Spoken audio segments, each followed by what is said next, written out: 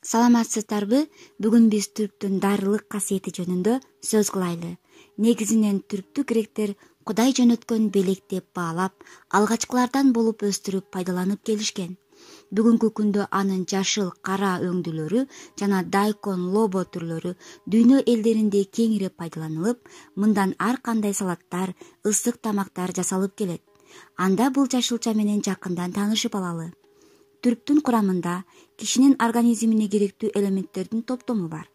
Башка жашылчаларга салыштырмалуу мында минералдык туздар, йод, кальций, темир, калий жана фосфор көп. Бул элементтер кан басымды түшүрүп, жүрөк булчуңдарын бекемдейт. Кандагы канттын өлчөмүн нормалдаштырат.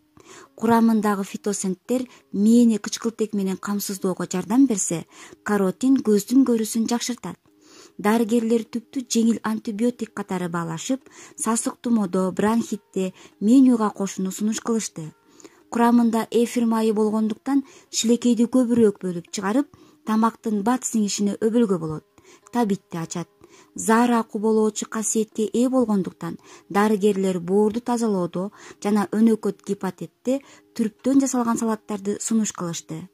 Түрптүн 88% суу болгондуктан калориясы аз. Андыктан арыктайм деп максат кылгандар түрп менен достошкону туура болот.